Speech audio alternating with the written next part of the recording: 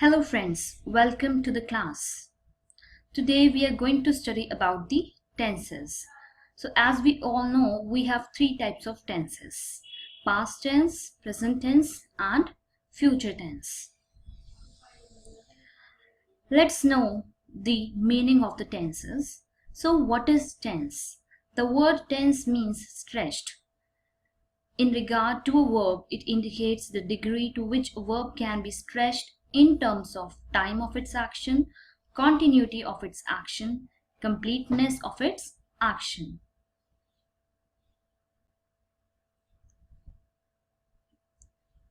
So in English grammar, we have three types of tenses, as we know: past, present and future. And we have different rules for each one of them, and we have subtenses of the same.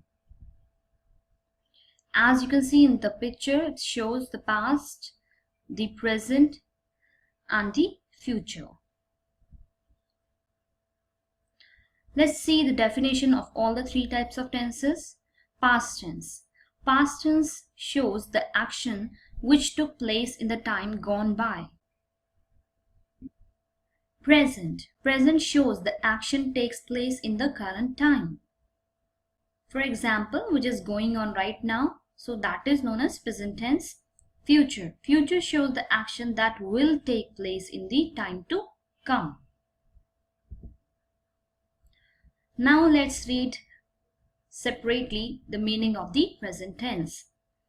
A tense expressing an action that is currently going on or habitually performed, or a state that currently or generally exists, whether in front of our eyes or somewhere else. So in present tense, we include all the habitual performances, all the universal fact that comes under the category of present tense, whether it is taking place in front of our eyes or somewhere else, but it will be considered in the present tense. As you can see this table, here we have first person, second person and third person. So first person singular is I, first person plural is we, and the verb which we use for I is am. For example, I am going to the temple. The second person is you. Second person singular is you and plural is also you, and the verb we use for both you is are. So the third person is he, she or it. Third person singular is he, she or it, and the verb we use for he, she or it is. As you can see, the matching, green is for green and yellow is for yellow. So with I we use am, with he, she or it we use is. But for all the pink ones, for example, we, you, singular you, plural you, and plural, third person plural they, for all of them we use are. And in third person singular, he, she or it, we use s or es with the main verb. For example, it is only in the present tense. For example, she eats a banana. He plays cricket. It rains heavily. So over here we added s or es with the main verb.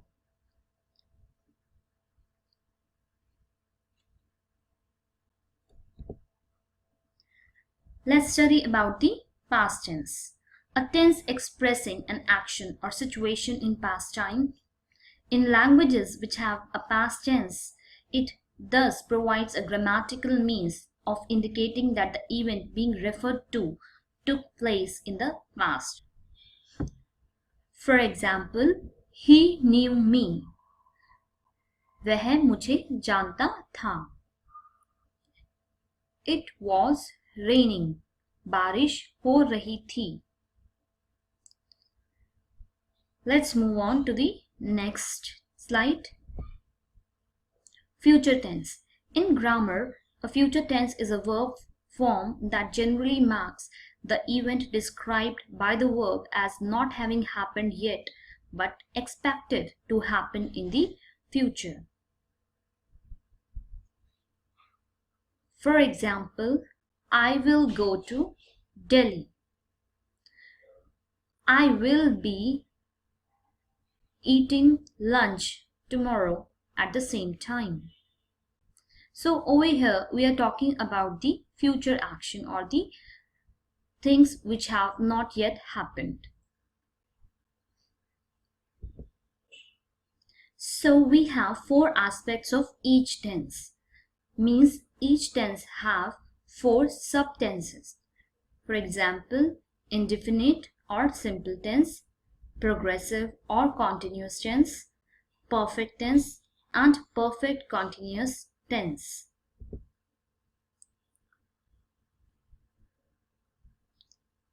So indefinite or simple tense, what are they? They are used to describe actions but do not state whether the action is complete or ongoing. For example, we have given an example of past tense first.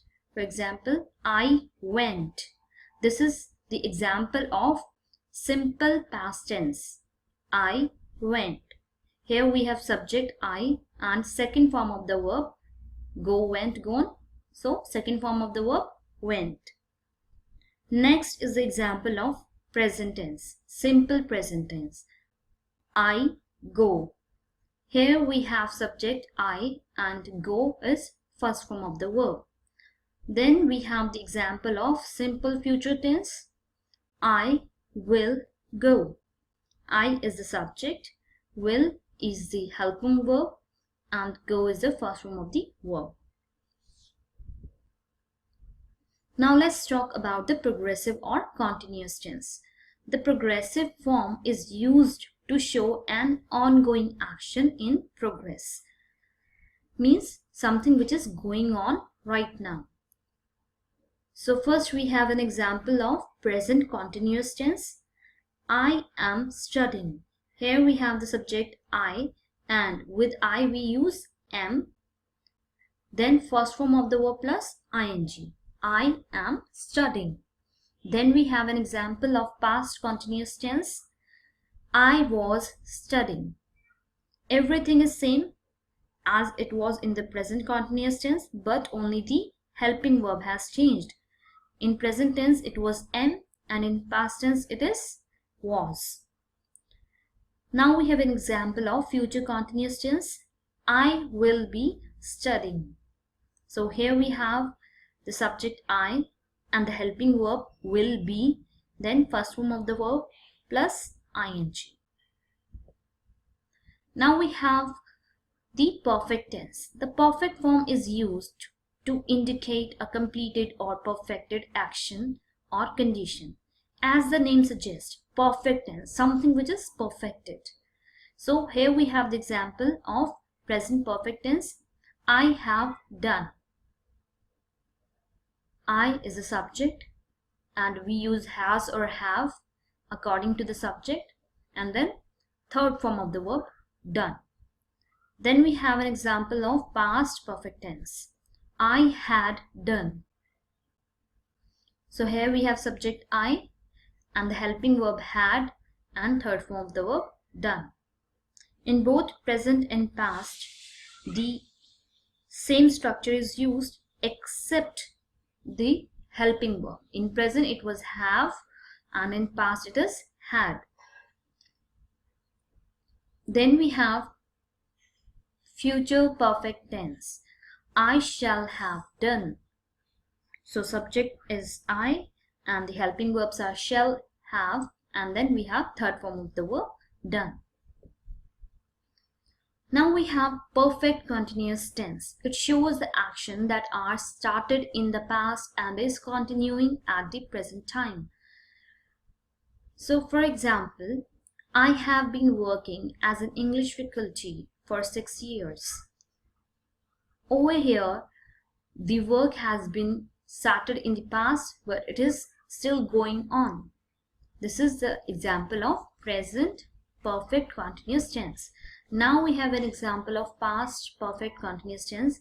I had been living in Delhi since 1988. Then we have an example of future perfect continuous tense. I shall have been teaching till 2050. So here, as you can see, that the work or the action has been started in the past and it is still going on, and it will be completed in the future time. Here I would like to throw some light on the use of for or since. So here we'll talk about since first. Since we use for the point of time. For example, where a particular time is given, we use since. For example, I have been working here since 2014. I had been living here since 1948. I will have been working in this institute till 2050. So here a point of time is given, a particular time is given. Now we'll study about the use of for. So for is used for a period of time. For a period of time means a particular time period would be mentioned in it, but we don't know that which time period they are talking about. For example, I have been learning for 2 hours. Which 2 hours? 4 to 6, 6 to 8, it is not mentioned over here. Only the time period is mentioned. Next example is she had been earning for 5 years. Which 5 years? We don't have any idea. They will have been singing for next 8 years. So here we have an elaboration of all the aspects, 4 major aspects of the past, present and future. So in simple aspect, which is whether it is simple present, simple past or simple future, the action done in this is simple without anything being said about the completeness or incompleteness of the action. And in continuous we have the action which is mentioned as incomplete or continuous, that is still going on. Then we have perfect, the action mentioned is finished or complete or perfect at the time of speaking. And then we have perfect continuous. In this, the action is going on continuously and is not completed at this present moment. We have the examples of all the tenses with their aspects. Simple present tense, I love. Present continuous tense, I am loving. Present perfect tense, I have loved. Present perfect continuous tense, I have been loving. Next is past. Simple past tense, I loved. Past continuous, I was loving. Past perfect, I had loved. Past perfect continuous, I had been loving. Then we have future. Simple future, I shall love. Then future continuous, I shall be loving. Future perfect, I shall have loved. The future perfect continuous, I shall have been loving. Now here we have the formulas for all the tenses. In simple present tense, we have the formula subject plus first form of the verb plus s or es. S or es we add with third person singular only, as I have mentioned previously. Then we have present continuous tense, subject plus ismr plus first form of the verb plus ing. Then we have present perfect formulas, subject plus has or have. Has we use with third person singular and have we use with the rest of the subject. Now we have the formula for present perfect, subject plus has or have plus third form of the verb. In perfect tense we always use the third form of the verb, whether it is present, past or future tense, as you can see in all the examples over here given. Then we have present perfect continuous tense, subject plus has or have plus been plus first form of the verb plus ing. Next we have past, simple past tense, subject plus second form of the verb. And then we have past continuous tense, subject plus was or were plus first form of the verb plus ing. Then we have past perfect tense, subject plus had plus third form of the verb. Then we have past perfect continuous tense, subject plus had, been plus first form of the verb plus ing. Then we have future, simple future tense, subject plus will or shall plus first form of the verb. Future continuous tense, subject plus will be or shall be according to the subject plus first form of the verb plus ing. Then we have future perfect tense. In this tense, I would like to tell you whether the subject is singular or plural, we use have in it. We never use has in future perfect tense. So the formula is subject plus will or shall plus have plus third form of the verb. Then we have future perfect continuous tense, subject plus will or shall plus have, been plus first form of the verb plus ing. So here we have some more examples of all the three tenses, but over here we have simple sentence, negative and interrogative sentence of each tenses. So I would like you to read it all loud so that you can understand and see the difference, observe the difference which is done by the helping verb to convert it into negative and interrogative.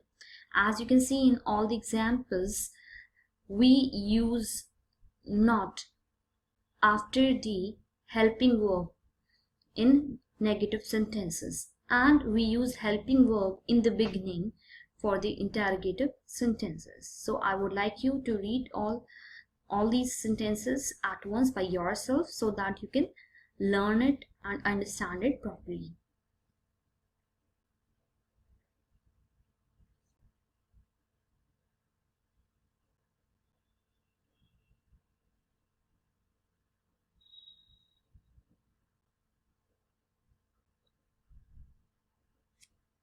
I hope that you have understood it by yourself. Now let's move on to the next slide. Now again we have a few formulas, so let's revise it once again. In simple present tense, we have subject plus first form of the verb plus SRES. Simple past tense, subject plus second form of the verb. Simple future tense, subject plus will or shall plus first form of the verb. Then present continuous tense, we have formula subject plus is MR plus first form of the verb plus ing. Then past continuous tense, subject plus was or were plus first form of the verb plus ing, and then future continuous, subject plus will be or shall be plus first form of the verb plus ing. Then we have perfect, present perfect formula, subject plus has or have plus third form of the verb. Past perfect, subject plus had plus third form of the verb. Future perfect, subject plus will have or shall have plus third form of the verb. Then perfect continuous, subject plus has or have plus been plus first form of the verb plus ing plus time. Time is here indicating for, since or for. Then we have perfect continuous of past tense, subject plus had plus been plus first form of the verb plus ing plus time. Then we have future perfect continuous tense, subject plus will, shall plus have plus been plus first form of the verb plus ing plus time. Now let's do some practice. I'm giving you some time, and after reading and finding the answers, you will have the answers in the next slide. So you can pause here according to the time you need and then press the play button again to see the answers. So here are the answers of the practice questions. I hope that you've understood the lesson of tense over here today. Thank you for watching the video.